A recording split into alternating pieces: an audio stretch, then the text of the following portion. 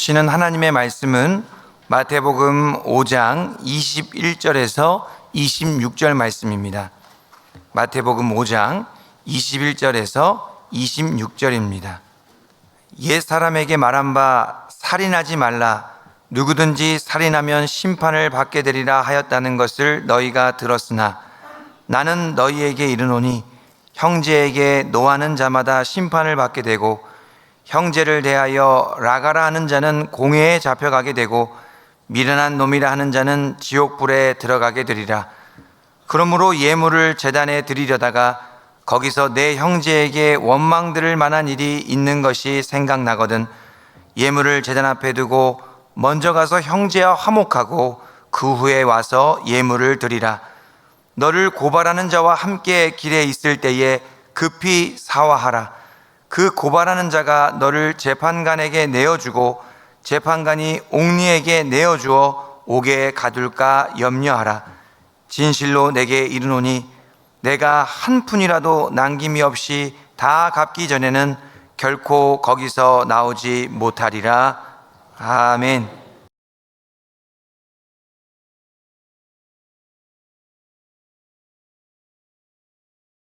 우리가 복음서를 읽어보면 예수님과 바리새인들 사이에 논쟁이 자주 발생하는 것을 볼 수 있습니다. 왜 이런 일이 일어났을까요? 이 바리새인들은 이 성경이 가르치는 대로 그대로 믿는 사람들이었습니다. 그래서 이 모세와 선지자의 전통을 그대로 계승하고자 했습니다. 반면에 예수님은 모세와 선지자의 전통을 수용하면서도 그 안에 담겨져 있는 정신, 그 안에 담겨져 있는 본질을 온전히 또 구현하고자 하셨습니다. 예수님과 바리새인들은 모두 이 규례와 법규를 존중하는 점에서는 공통점이 있었습니다. 하지만 이것을 이행하는 방식이 달랐습니다. 예수님은 율법의 내면성을 강조하셨고 바리새인들은 율법의 외면성을 강조하고 있었습니다. 예수님은 율법 안에 담겨져 있는 사랑을 강조하셨습니다. 하지만 바리새인들은 율법주의의 조문에 얽매여서 그 율법의 정신을 놓치고 있었습니다. 그래서 둘 사이에는 논쟁이 끊이지 않았습니다. 특별히 예수님은 의에 대해서도 이 바리새인들과 대립각을 세우셨습니다. 이 바리새인들이 생각하는 의란 어떤 것이었습니까? 이것은 율법주의가 낳은 자기 의를 강조하고 있었습니다. 율법을 조문대로 지키고 살았을 때에 내가 이렇게 의롭구나 하는 자기 의를 드러내는 것이 그들이 추구하는 의였습니다. 하지만 예수님께서 강조하시는 의는 달랐습니다. 바리새인들이 추구하는 의와는 달리 자기 의가 아닌 더 나은 의를 추구하셨습니다. 그래서 성경에서 이렇게 말씀하십니다. 마태복음 5장 20절 말씀을 봅니다.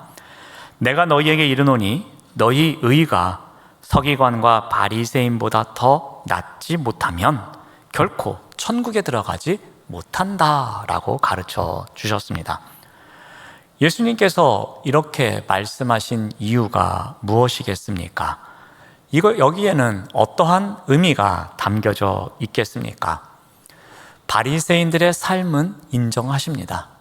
그들이 그 율법을 지키기 위해서 열정을 다해 살아가는 것, 그들이 율법을 또 만들고 그 가운데서 그것을 지키기 위해서 사람들에게 가르치는 것, 그 모든 것은 인정하십니다. 하지만 그들은 율법을 철저히 지키려고 하는 것 같지만 그 안에 담겨져 있는 정의, 긍휼, 믿음, 사랑, 이와 같은 율법의 기본 정신은 망각하고 있었던 것입니다. 그래서 온전히 자기 의에만 빠져 있었습니다. 그래서 예수님께서는 이 부분을 가르치시기 위해서 더 나은 의가 무엇인지를 말씀하십니다. 더 나은 의는 형식적인 것이 아닙니다. 문자적인 것이 아닙니다. 온전한 율법의 정신이고 그 율법이 담고 있는 본질을 추구하는 것입니다. 예수님은 항상 마음의 중심이 무엇을 향해야 하는지를 가르쳐주고 계십니다. 자기 의가 아닌 더 나은 의를 추구해야 함을 강조하고 있습니다. 자, 오늘부터 몇 주 동안 이 내용을 한번 살펴보겠는데요. 오늘은 그 첫 시간으로 살인과 관련된 율법을 우리가 함께 살펴보고자 합니다. 자, 예수님은 이제 더 나은 의를 설명하시기 위해서 내가 너희에게 이르노니 라는 문구로 시작하십니다. 이것을 통해서 대조를 만드십니다. 너희들이 말하는 의는 이것이냐? 그런데 그게 아니다. 더 나은 의가 있다. 내가 너희에게 말해주겠다라고 시작하십니다. 우리 21절 말씀을 봅니다.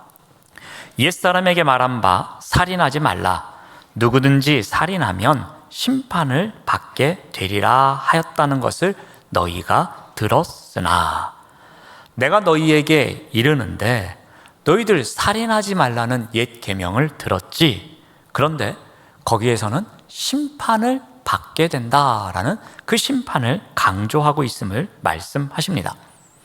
한번 그 예를 찾아보겠습니다. 자, 구약에는 살인과 관련된 구절이 여러 곳에 나옵니다. 그 가운데 한 곳인 민수기 35장 31절 말씀을 봅니다. 고의로 살인죄를 범한 살인자는 생명의 속전을 받지 말고 반드시 죽일 것이며 살인을 범한 살인자, 그 자가 받아야 할 심판이 있습니다. 그것은 반드시 죽임을 당하는 것입니다. 자, 그렇다면 율법은 왜 이렇게 명령을 하고 있습니까? 그 이유를 33절에서 이렇게 밝히고 있습니다. 너희는 너희가 거주하는 땅을 더럽히지 말라. 피는 땅을 더럽히나니 피 흘림을 받은 땅은 그 피를 흘리게 한 자의 피가 아니면 속함을 받을 수 없다라고 말씀하십니다. 자, 그 이유가 무엇입니까? 피가 땅을 더럽히기 때문이라고 말씀하십니다. 피가 왜 땅을 더럽히겠습니까? 피는 생명을 상징합니다. 피에는 생명이 있습니다. 하나님께서 주신 생명이 있습니다.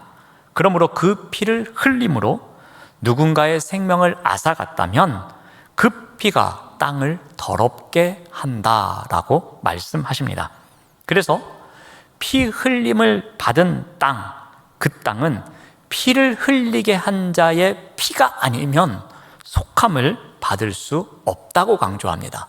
즉, 살인자는 사형을 당해야 함을 다시 한번 강조하고 있는 구절입니다. 자, 그런데 여기서 우리가 한 가지 중요하게 봐야 할 부분이 있습니다. 이 땅이 뭐가 그렇게 대단하기에 그 땅에 피를 흘렸으면 그 피를 흘린 자의 피가 아니면 그 죄값이 속해지지 않는가, 이렇게 말하고 있는가, 그런 질문이 듭니다. 이에 대해서 34절에서 다음과 같이 설명하고 있습니다. 너희는 너희가 거주하는 땅, 곧 내가 거주하는 땅을 더럽히지 말라. 나 여호와는 이스라엘 자손 중에 있음이니라 라고 말씀하십니다. 여기서 말하는 너희가 거주하는 땅, 그 땅은 어떠한 땅입니까? 이 땅은 바로 하나님께서 거주하시는 땅입니다. 하나님께서 선택하셔서 이스라엘 백성들에게 선물로 주신 그 땅, 그 땅은 이스라엘 백성만 살아가는 땅이 아니라 하나님께서 그들과 함께 거하시는 땅, 즉 거룩한 땅이라고 말씀하십니다. 하나님께서 거하시는 거룩한 땅이기에 더럽히지 말아야 한다는 것입니다. 이것이 바로 살인 명령에, 살인 금지 명령에 담겨져 있는 율법의 가장 중요한 정신입니다. 왜 살인에 대해서 심판을 해야 되는지, 근데 그 심판의 근원을 들어가 보니 세상적인 법정에서의 심판만을 의미하는 것이 아니라 거룩한 하나님의 땅을 더럽혔기에 하나님의 심판이 있음을 강조하고 있는 부분입니다. 자, 그런데 바리새인들이 이 부분을 어떻게 가르친 것입니까? 살인하지 말라, 누구든지 살인하면 심판을 받게 될 것이다 라고 가르쳤습니다. 근데 이 심판이 율법에 담겨져 있는 하나님의 심판이 아니라 그들이 말하는 심판은 세상 법정에서의 심판이 된 것입니다. 하나님의 심판을 인간의 심판으로 바꿔버린 것이었습니다. 세상 법정에 가지 않기 위해서는 이렇게 살아야 한다는 것입니다. 소위 말하는 살인죄, 그것을 저지르지 말아라, 그 정도까지만 가르치고 있었던 것입니다. 그들에게 중요한 것은 그 지방에 있는 재판소만 중요하지 하나님의 심판대는 중요하지 않음을 가르치고 있었던 것입니다. 자, 그래서 그 시대의 사람들이 실제로 사람을 죽인 일이 없다면 나는 그 6계명, 살인하지 말라는 계명을 잘 지키고 있습니다 하면서 떳떳하게 살아가고 있었던 것입니다. 이 살인하지 말라는 6계명과 아무 상관이 없는 것처럼 살아가고 있었던 것입니다. 자, 그런데 예수님께서는 오늘 본문 말씀을 통해서 어떻게 말씀하십니까? 너희들이 더 나은 의의를 추구해야 되는데 이 살인에 있어서 너희들이 잘못 생각하고 있다. 너희들이 추구해야 할 더 나은 의의가 무엇인지 내가 너희에게 가르쳐 주겠다라고 말씀하셨습니다. 그래서 그 부분에 대해서 재해석을 해주십니다. 그 내용이 22절부터 시작됩니다. 22절 말씀을 봅니다. 나는 너희에게 이르노니 형제에게 노하는 자마다 심판을 받습니다. 또 형제를 대하여 나가라 하는 자도 공회에 잡혀가서 심판을 받습니다. 또 미련한 놈이라 하는 자도 지옥불에 들어가는 심판을 받는다라고 말씀하십니다.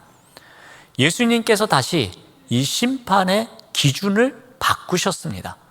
바리새인들이 가르치고 있는 심판의 기준을 더 확장시키시고 그들의 말하는 심판, 이 세상 재판소에서만 받는 심판이 아닌 하나님의 심판이 있음을 강조하고 계십니다. 예수님께서는 라가라는 특별한 표현을 사용하십니다. 이 표현은 히브리인들의 욕설입니다. 직역을 하면 헛된 놈, 바보 같은 놈이라는 표현입니다. 따라서 이것은 상대방을 나쁘게 보이도록 이야기하는 모든 것을 포용하고 있는 포괄적 단어라고 보시면 될 것 같습니다. 그러므로 우리가 생각하고 있는 편견, 그리고 상대방에게 갖고 있는 시기, 질투, 그리고 중상모략하는 것, 다른 사람을 깎아내리고자 하는 교만한 말, 어떠한 음모, 헛소문을 내는 것, 험담하는 것, 이런 모든 것들을 다 담은 종합 선물 세트가 라가라는 단어라고 보시면 되겠습니다. 또 미련한 놈이라는 단어를 직역하면 하나님 앞에서 가치 없는 놈이라는 뜻입니다. 하나님 앞에서 천벌을 받을 놈이라는 뜻입니다. 그 단어가 바로 미련한 놈으로 번역되고 있습니다. 그러니까 어떤 사람을 보면서 아니 어떻게 하나님은 저런 놈을 만드셨는지 몰라, 이런 욕이 여기서 말하는 미련한 놈이라고 보시면 될 것 같습니다. 예수님은 이와 같이 분노하고 또 라가라고 욕하고 미련한 놈이라고 욕하는 것, 이것은 마치 그 상대방을 살인하는 것과 똑같다라고 말씀하십니다. 근데 여러분, 지금 여기에 나오는 이 세 가지가 갖고 있는 공통점이 있습니다. 이러한 표현이 어디로부터 시작되겠습니까? 바로 우리의 마음으로부터 시작됩니다. 상대방에게 분노하는 말, 그리고 상대방을 모욕하는 말, 그리고 상대방을 갖다 욕하는 말, 이거는 바로 내 마음 속에서 이미 상대방을 죽이고자 하는, 상대방에게 가해를 하고자 하는, 상대방을 해치고자 하는 마음으로부터 시작된다는 것입니다. 즉 살인은 마음에서 먼저 일어나고 있음을 예수님께서는 강조하고 있는 것입니다. 여러분, 예를 들어서 친구와 뭔가를 같이 한다고 생각해 봅시다. 친구가 하는 행동이 마음에 들지 않습니다. 매우 총명하고 똑똑하고 그리고 센스 있게 일을 잘 함에도 불구하고 내 마음에 들지 않는다는 이유 하나만으로 라가라고 말한다면 이 또한 마음에서부터 이미 그 친구를 죽인 것이라는 이야기입니다. 우리는 다양한 사람들을 만납니다. 그러다 보면 상대방의 다양성을 인정하며 살아가야 합니다. 그런데 내 마음에 들지 않는 사람들이 있습니다. 아무리 이해하려고 하지만 이해가 되어지지 않습니다. 그래서 마음속에서 라가라고 욕을 합니다. 그러면 이것이 내 마음에서 살인을 저지르고 있는 것이라고 이야기하십니다. 요즘은 온라인을 통해서도 간접적으로 이와 같은 살인을 할 수 있습니다. 인터넷 댓글로 상처를 줍니다. 댓글로 상대를 모방합니다. 댓글로 허위 사실을 만들어서 유포합니다. 댓글로 상대방의 인격을 모욕하는 말을 합니다. 그래서 상대방으로 하여금 극단적인 선택을 하게 만드는 경우도 발생합니다. 말 또는 글로 그리고 그 밖에 다른 행위로 우리는 이미 간접적인 살인 행위를 하고 있다는 것입니다. 남의 아픈 가슴을 그대로 찔러서 정신적인 살인이 버젓이 일어나게 하고 있는 것입니다. 그러면서도 우리는 어떻게 합니까? 내가 언제 그랬어? 그건 나랑 상관없는 일이야 하면서 시치미를 뚝 떼고 살아갑니다. 우리가 살아가는 세상에 이러한 일은 수없이 일어나고 있습니다. 그러므로 이 살인하지 말라는 계명에서 실제로 사람을 죽이지 않았다는 것, 이것 자체로는 우리가 자유함을 얻을 수 있지만 우리가 다른 것으로, 즉 우리의 마음으로부터 시작되는 살인은 수없이 하고 있음을 우리가 돌아볼 수 있는 것입니다. 하나님께서 이 계명을 만드신 이유는 살인을 금하는 세상 법과는 달리 그 다른 의미, 더 깊은 뜻이 있음을 우리에게 가르쳐 주기 위함입니다. 구약의 율법은 분명히 이 살인의 행위를 정죄하고 있습니다. 자, 그런데 예수님께서 성취적으로 가르쳐 주시는 이 살인에 대한 것은 그 이면까지도 담고 있습니다. 살인 행위를 직접적으로 하지 않았지만 그 마음속에 갖고 있는 분노, 그리고 그 분노 때문에 입 밖으로 나오는 욕설, 이런 것까지도 살인이라고 그 범위를 확대하고 있는 것입니다. 예수님은 살인 행위를 직접 저지르지 않더라도 마음속에 이러한 살의를 품는 것 자체, 그런 마음으로 내뱉은 말, 이 모든 분노, 욕설, 이러한 것이 살인죄와 동일하다고 가르쳐 주십니다. 이를 통해서 이 새 언약 아래서 더 나은 의는 생명을 소중히 여기고 살인을 유발하는 그릇된 마음을 다스리는 것까지를 예수님께서는 요구하고 계신 것입니다. 그러므로 겉으로는 경건한 척하지만, 겉으로는 온화한 척하지만 속에서는 늘 칼을 갈고 있고 칼을 숨기고 있지 않도록 우리가 우리 스스로를 살펴보아야 할 것입니다. 제가 어제 저녁에 저도 모르게 살인을 저질렀습니다. 어떠한 살인인가 하면은 저녁 식사를 하고 나서 잠깐 TV를 틀었습니다. 스포츠 중계가 나와서 그 스포츠 중계를 잠깐 보았습니다. 근데 어떤 선수가 나왔습니다. 제가 싫어하는 선수가 나왔습니다. 저도 모르게 옆에 있는 딸 아이에게 저 선수가 아빠가 제일 싫어하는 선수야. 왜냐하면 과거에 이러이러한 일을 했던 선수야 했더니 갑자기 딸아이가 핸드폰을 꺼내더니 그 TV를 찍습니다. 그래서 왜 찍니? 라고 물어봤더니 블로그에 올리려고 한답니다. 블로그에 뭐라고 올리려고? 우리 아빠가 가장 싫어하는 선수라고 올리려고 한답니다. 제가 얼마나 깜짝 놀랐던지, 그 말 한마디에 아이가 그렇게 반응하는 것을 보면서 야, 이것이 살인이구나 라고 제가 회개하는 시간이 있었습니다. 우리도 모르는 사이에 이와 같은 마음속에서의 살인이 버젓이 일어나고 있습니다. 그리고 우리는 아무 일도 없는 것처럼 살아갑니다. 우리의 그러한 마음을 통해서 또는 그러한 마음이 드러나는 것을 통해서 누군가에게 아픔을 주고 누군가에게 상처를 줘서 힘들게 함에도 불구하고 우리는 그것을 모른 채 살아갈 때가 많이 있습니다. 자, 그래서 예수님께서는 어떻게 하라고 우리에게 가르쳐 주십니까? 한번 그 부분을 한 2가지 정도 살펴보고자 합니다. 자, 먼저 화평에 대한 말씀을 하십니다. 우리 마태복음 5장 23절에서 24절 말씀을 봅니다. 그러므로 예물을 제단에 드리려다가 거기서 내 형제에게 원망 들을 만한 일이 있는 것이 생각나거든 예물을 제단 앞에 두고 먼저 가서 형제와 화목하고 그 후에 와서 예물을 드리라 라고 말씀합니다. 이 말씀이 담고 있는 의미를 우리가 잘 새겨보아야 할 것입니다. 여러분, 예배는 그리스도인에게 가장 중요한 것입니다. 마치 내 목숨과 바꿀 정도로 중요한 것이 그리스도인에게는 예배입니다. 그런데 예수님께서는 강조하시기를 그 예배보다 더 중요한 것이 있어 라고 말씀하십니다. 내가 만일 예물을 들고 예배의 자리로 나아가는데 갑자기 어떠한 형제자매가 생각난다. 그런데 그 형제자매에게 내가 마음을 아프게 했고 마치 나를 원수처럼 여기게 만들었다. 그러면 그 예물을 잠시 내려놓고 먼저 가서 그 형제자매와 화목해 하라라고 말씀하시는 겁니다.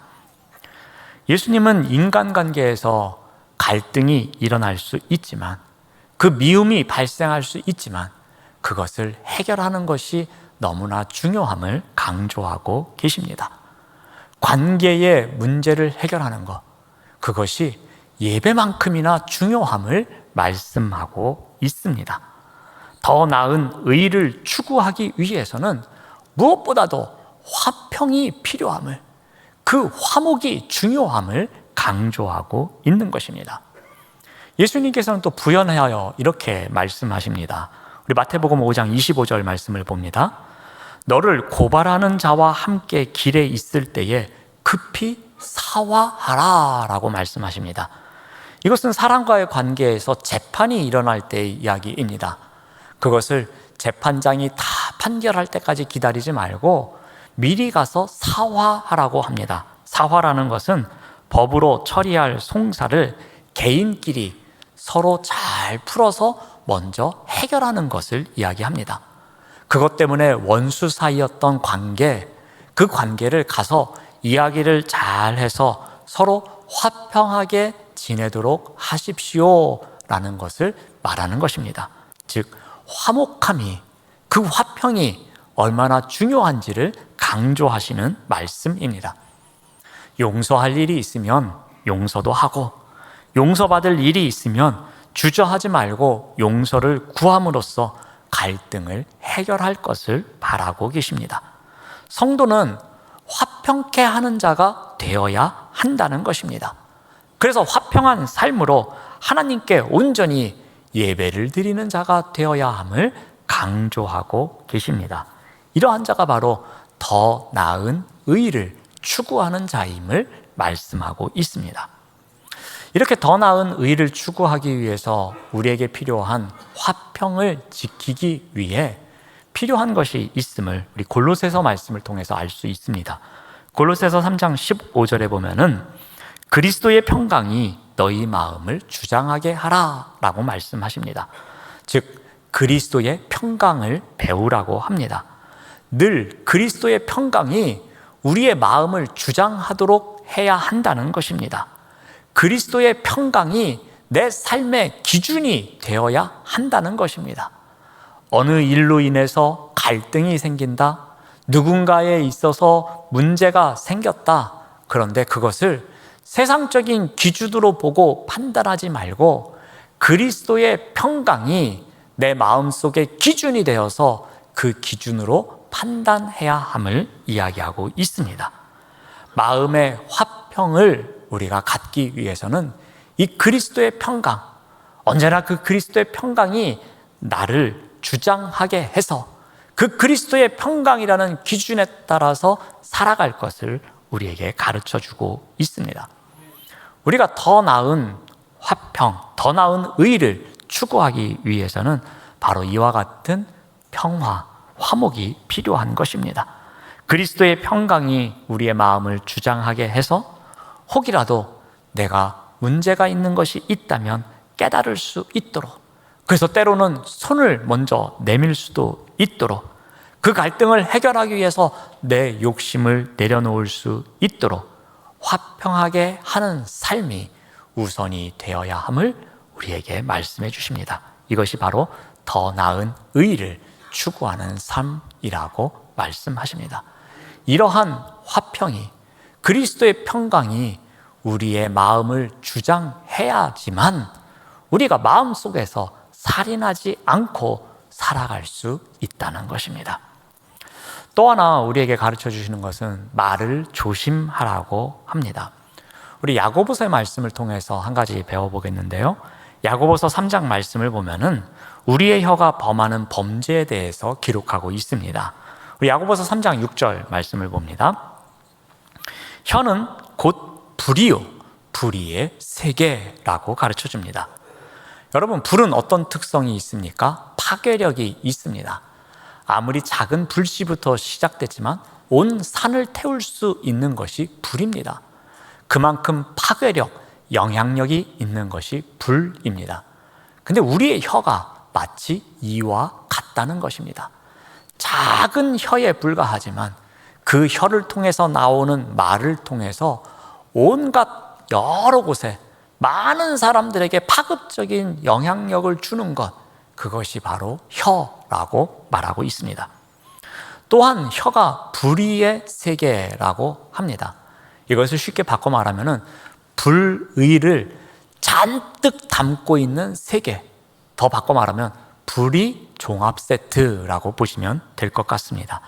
악한 것들의 총 집합체라고 이야기할 수 있습니다.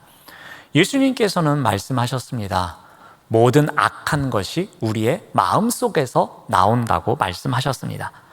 우리가 갖고 있는 악한 생각 또는 음란, 도둑질, 살인, 간음, 탐욕, 악독, 속임, 음탕, 질투, 비방, 교만, 우매함, 이 모든 것이 우리 안으로부터 나온다, 이렇게 말씀하셨습니다. 근데 이러한 것이 우리 밖으로 나올 때 무엇을 통해서 나옵니까? 우리의 혀를 통해서 나옵니다. 우리의 혀를 통해서, 우리가 입 밖으로 내뱉는 말을 통해서 이러한 것이 나옵니다. 그래서 때로는 신실하지 못한 말을 합니다. 아첨하는 말을 합니다.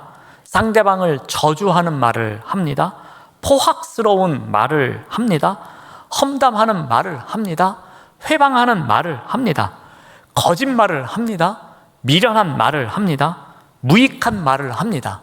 불평하고 원망하는 말을 합니다. 이것이 혀를 통해서 우리의 입 밖으로 쏟아집니다. 그래서 혀가 불의를 잔뜩 담고 있는 불의의 세계라고 표현하고 있는 것입니다. 이런 면에서 혀에 대해서 야고보서 기자는 다음과 같이 결론을 짓습니다. 3장 8절 말씀을 보면은 혀는 능히 길들일 사람이 없다고 합니다. 왜 그런가? 쉬지 아니하는 악이요 죽이는 독이기 때문입니다. 우리의 혀를 길들일 수 없다고 합니다. 동물도 다 길들인다고 합니다.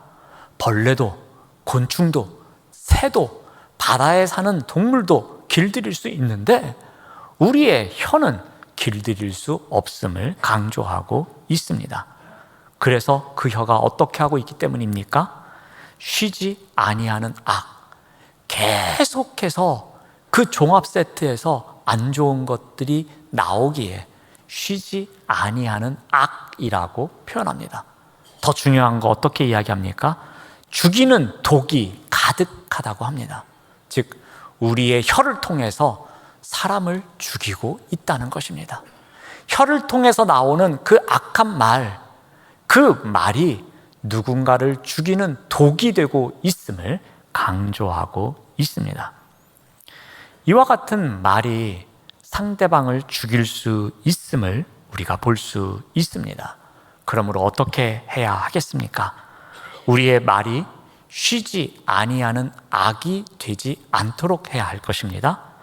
우리의 말이 누군가를 죽이는 독이 되지 않도록 해야 할 것입니다. 주워 담지 못하는 말을 통해서 계속해서 쉬지 아니하는 악이 되지 않도록, 누군가를 죽이는 독이 되지 않도록 우리의 말이 나가기 전에 우리가 주의하고 또 주의해야 한다는 것입니다. 이것이 바로 살인하지 않기 위해서 우리가 주의해야 할 것입니다. 이것이 바로 더 나은 의를 추구하는 것이라고 가르쳐 주십니다. 사랑하는 여러분, 우리는 하나님의 백성입니다. 우리는 하나님의 자녀로서 하나님의 자녀답게 살아가야 합니다. 우리는 체면이라는 기준 때문에 살아가는 것이 아닙니다. 우리는 법이 무서워서 우리가 의를 지키는 것이 아닙니다. 우리는 하나님의 백성이기에 하나님의 백성답게 살아가기 위해서 하나님께서 가르쳐 주시는 의를 지키기 위해서 살아가야 하는 것입니다. 하나님의 자녀로서 더 나은 의를 지키며 살아가기 위해서 어떻게 해야 하겠습니까? 오늘은 첫 번째 이야기로 살인과 관련되어서 말씀을 드립니다. 그 두 가지, 누군가의 관계에 있어서 화평케 하는 삶을 살아가는 것, 그리고 우리의 혀를 통해서 쉬지 아니하는 악, 그리고 누군가를 죽이는 독이 되지 않기 위해서 살아가는 것, 이러한 살인에서 멀어져가는 삶을 사는 것, 이 또한 우리가 추구해야 할 이노베이트입니다. 기도하겠습니다. 하나님 감사합니다. 하나님의 자녀로서 화평하게 하는 자리에서, 말로 누군가에게 상처를 주지 않는 자리에서 더 나은 의를 추구하며 살아갈 수 있도록 인도하여 주시옵소서. 예수님의 이름으로 기도드립니다. 아멘.